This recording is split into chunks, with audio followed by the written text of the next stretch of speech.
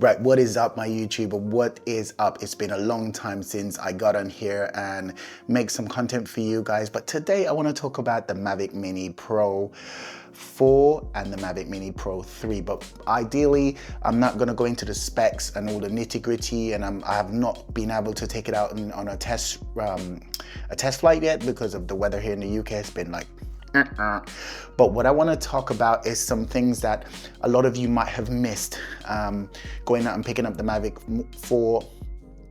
Mini 4 Pro, and there are some things that you need to be aware of. Some good stuff and some bad stuff. Well, not necessarily bad, but just things you need to be cautious of. So first up, before I get into why I picked up the Mini 4, even though I've only had the Mini 3 Pro for a very short time, there's one thing I need you guys to be wary of, is that you might be flying illegal, the Mavic Mini 4 Pro illegal, if you think you can use the Mavic Mini 3 batteries in the Mavic Mini 4 Pro. Here's the thing, the batteries are identically, but they have some weight differences, and if you use the Mavic Mini 3 Pro batteries in the Mavic 4, you will be increasing the takeoff weight from about 249 grams to about 256. I'm gonna stick that on the scale now and show you guys what I'm talking about. So if I move these guys out the way and bring in my nice little scale before I get into, see my scale there, so I can get a top-down view. Yep, that's it. So here we have the Mavic Mini 3, right? And I'm just gonna stick that on the scale here at the moment, and that's coming in at 247, give or take. Okay, now this is the Mavic Mini 4, that is coming in at 249.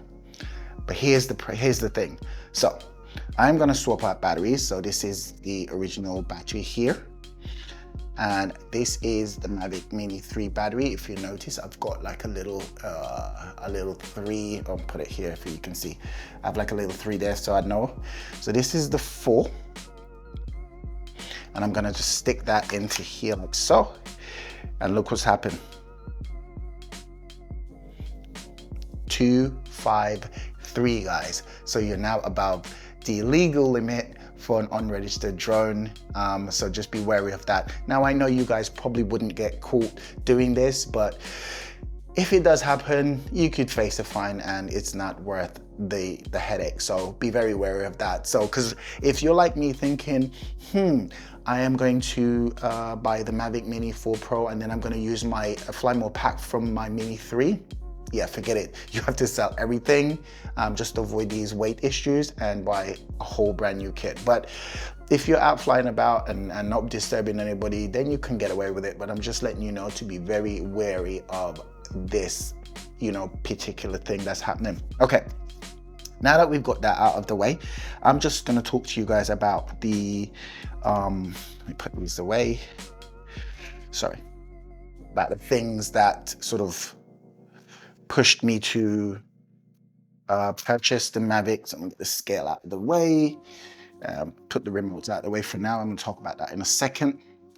But first and foremost, the first thing you would notice is that the Mavic Mini 4 sit a little bit higher than the Mavic Mini 3 Pro, and that's really good. You got a lot more ground clearance for the camera, because I notice sometimes if I'm on a beach somewhere and I set it down on the sand, it would be annoying just to get the camera to initialize. So I'm glad that they've added those feet to give that little bit more of a lift. The other great thing I love about this is that I felt that giving them this little feet here will give the aircraft more stability before takeoff, and I'll tell you why. There was a time I was at the beach, let me take that out of the way, and have you noticed there is no feet here? So the Mavic Mini could be a little bit unstable and let me explain to you. So there was a time I was at the beach, and I just spun up the aircraft, hovering on the floor, and just before I put it in the air, a little bit of wind came and flipped it. And flipped it, why? Because there's no support here, look. And it just flipped over. Whereas I think with this one, given the feet now, it's still a light drone, it's still a possibility it'll flip, but it's less likely to flip And I absolutely love that. Now, another thing you need to be wary of is that although the cameras are identical, the ND filters and any kind of filters that you might want to change on these drones, it's not going to fit. For some reason, DJI decided to change the fitting on these cameras. So although they're identical in size, the fitment and how they lock on is completely different. So you need to be aware of that when you are trying to use your filters and XYZ on, try to swap drone over and stuff like that. So just be aware of that when you are swapping things over. Apart from that, guys, the drone is identical. I've not gone out yet to test fly it yet, but I'll surely come back with you guys with some footage from this bad boy. The other great thing I love about this is the omnidirectional drone. Now, DJI is very, very clever, because what they've done is they've not added any extra obstacle avoidance cameras. What they've actually done is peeled away just reposition them, so we have now a bit more of a wider field of view when you're viewing, and now the drone can pick up a lot more.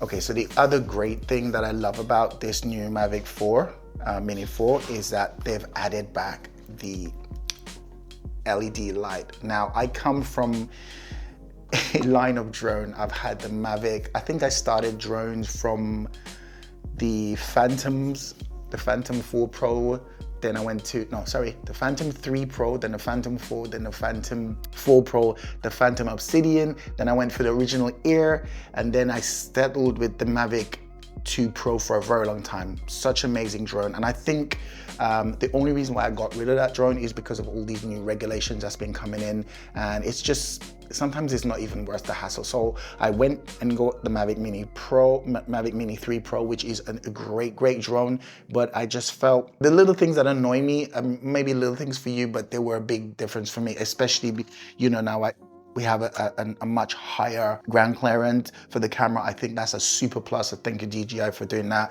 The arms, they added the LED lights. Now we have omnidirection in a little light, because here's the thing, in a little drone, because here's the thing, guys, we fly forward and backwards all the time, but a lot of the time when you're on a job, you're doing a side sweep or a circular motion. So now that you have a little bit more confidence in the fact that you can just, do your maneuver and know that, trust that the drone is gonna help you out. I'm not saying not to take your eye off the drone, but you have a lot more trust in what you're doing, so you can focus on that move that you want to do. If you want to do a side sweep and not having to worry that you're going to hit into things, because the obstacle avoidance, from what I've seen, is superb. It's superior. It is so good that a lot of YouTubers are saying that it's actually better tracking them through bushes or built up areas better than their Mavic 3 Pros, because I don't understand how DJI would do that. Maybe because it's a smaller drone.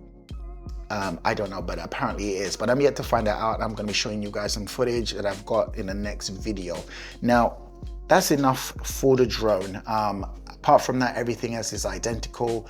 So there's not much. I don't want to rumble on too much about it, because I haven't got any footage to show you guys. But just be aware about the weight differences and the filter sizes not fitting. So just a few things I wanted to let you guys know. Now, the other great thing, let me put these out the way. Let's talk about these bad boys here. So in my right hand, I've got the RC2, and in the left, I've got the RC1.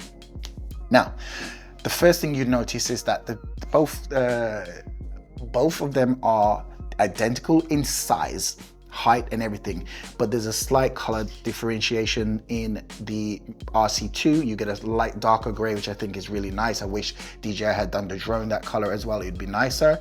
But apart from that, everything is identical in terms of top down.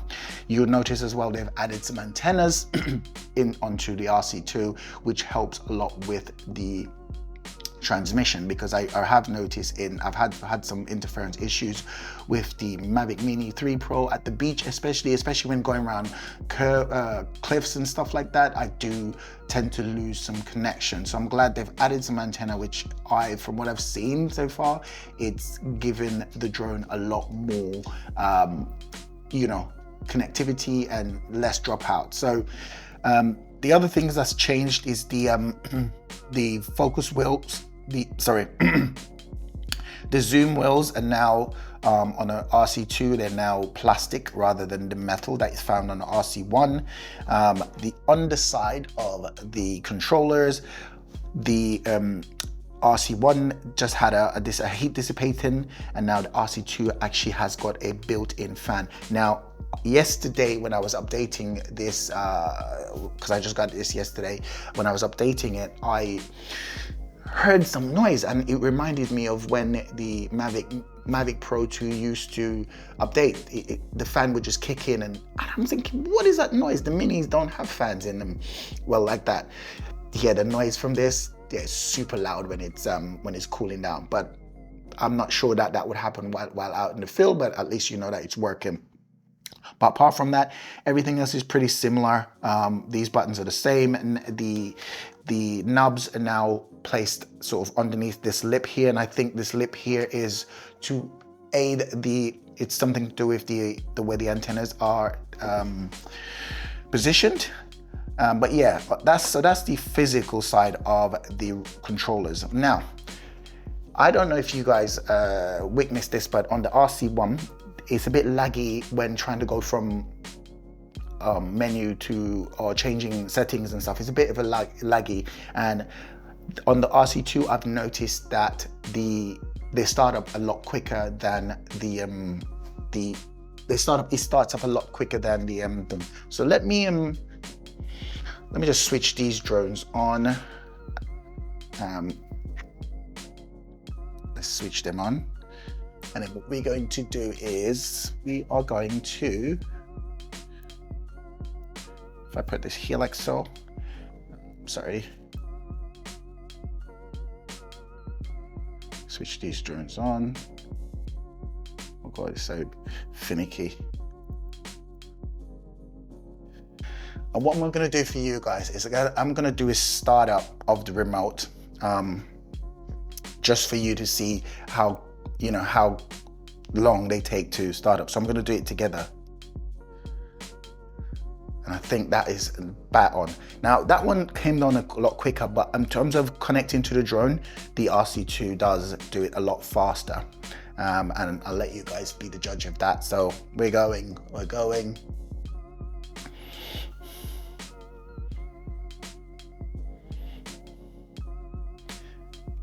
And there you have it.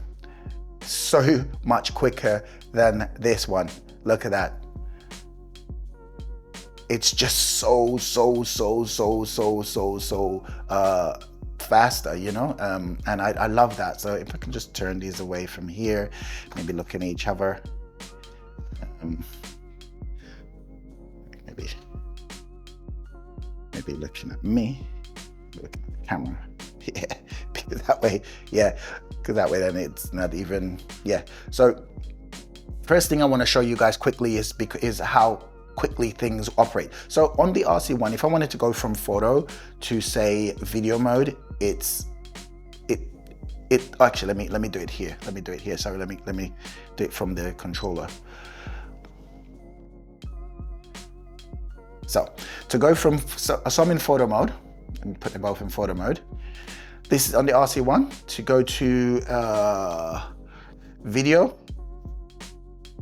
it's a bit of a lag. On here, straight away. Back to photo. See guys, and why is that? Because they've now got a brand new chip inside the RC2, and it's making the RC more responsive, and I love that, because there was times I was out in the field with the Mini 3 Pro, telling the couples or whoever I'm filming, oh, just give me a second, and that's because it was just taking its time to cycle through things, you know, even, you know, like, I just think the experience on this, you guys are gonna love it. And apart from that, I don't have anything further to say about these things, apart from that, this is a tad warmer. They're exactly the same brightness, but this is a tad warmer. The RC1 is a tad warmer in color, and this is a tad cooler in color. I'm not sure if that's a problem for anyone. It's not a problem for me, but I just wanted to show you guys how much quicker this RC2 remote is to work. Right, so I'm gonna wrap up by saying, guys, couple of things. Just be very wary about your takeoff weight, because that's a big thing now in the UK. I don't know, well, I guess everywhere in the world is the same. So just be very vigilant about that. And I'm quite sad that DJI would do something like that. You would think they would make the drones exactly the same so that there is no problems in, weight differentiation, but there's a mad different weight difference when you swap the batteries out. Actually, let me have a look to see what weight the Mini 3 Pro is with the actual. So this is the Mini 3 Pro with its own battery inside. I hope if I put that on. This is the